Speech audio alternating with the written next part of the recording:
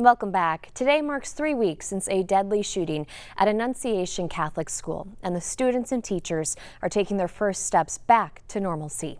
They returned to the classroom for the first time yesterday. Our Michelle Beck shares a special project welcoming them back with open arms.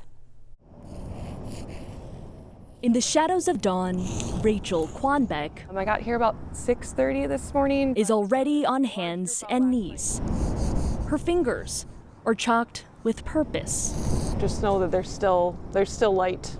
I think there's just so much darkness in the world, and especially here, that all of these kids and families have seen. By the time the sun is up over the Annunciation School, the artist's message, A future filled with hope. will be ready to greet students by the doors. Very right for the moment.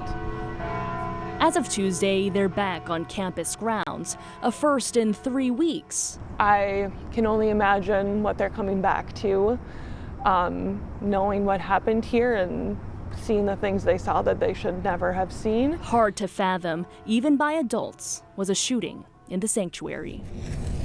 I heard the sirens that day. Yeah, I live about a mile away from here.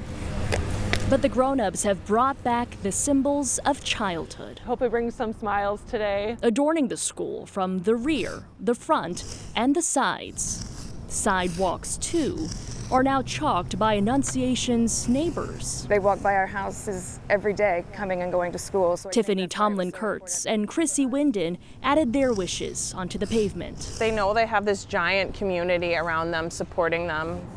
Coming back today and this week, they can be with their friends, be with their teachers, be with the people who love them. Guiding the dawn of Annunciation's new era are these words: the future is filled with hope. Yeah, that's what I hope. Michelle Beck, KARE 11 News, Minneapolis. Yesterday, one of the most influential actors and directors in Hollywood passed away.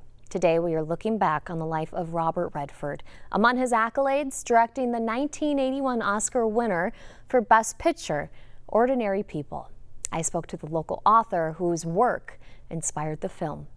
Ordinary people.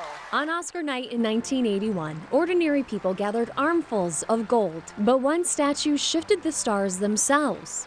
Best Director. I really am grateful for the trust that I received from a terrific cast. Stepping into a new realm of respect, Robert Redford wouldn't have that trophy if he didn't already win the trust of the author of Ordinary People, Judy Laverne-Cum. She had posters of him in her basement before he called. I had the hots for him for many years.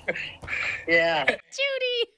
In the 70s, Judy lived in Minnesota. Her novel on the complexities of grief caught Redford's attention, first with a letter, then a phone call. How many times does a guy have to get up and go, no, this really is Robert Redford? I don't know many people that have experienced one of the largest movie stars in the world coming and knocking on their door in Minnesota. Well, of course you don't believe it. I'm a really good cook. I love to cook. I like to make up fancy meals. But we happen to be having hot dogs. I thought, oh, Robert Redford's coming for dinner. Okay, so what? That I will never forget, nor will I forgive myself. And then there were people like looking in the windows at us. In its irony, Judy's story of grief led her to a man who the world now grieves. Yeah, we had a lot of fun together. He was a lot of fun. I'm sorry he's gone. Judy says that she is forever grateful for all of the memories that she shared with Robert. She had so many of them, I couldn't fit them into that story, but I wanted to just mention this one. She said there was one time that she choked on a shrimp in front of him and he got behind her and started patting on her back. So luckily, our Belinda Jensen didn't have dinner with him, but she did interview Robert Redford during the Salt Lake City Olympics. Take a listen. When I bought the land, I was pretty naive. I was only 30 and I didn't know much about development or business. So I bought it to preserve it.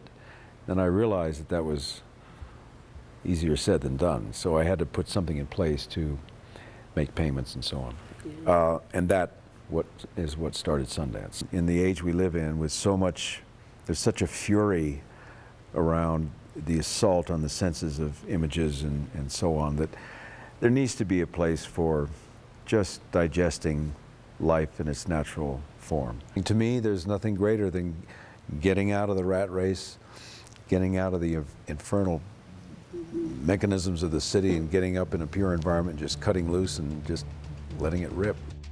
And Sundance Resort in Utah, you heard him talking about it there. It is beautiful. So is the weather. We'll have more coming up after the break.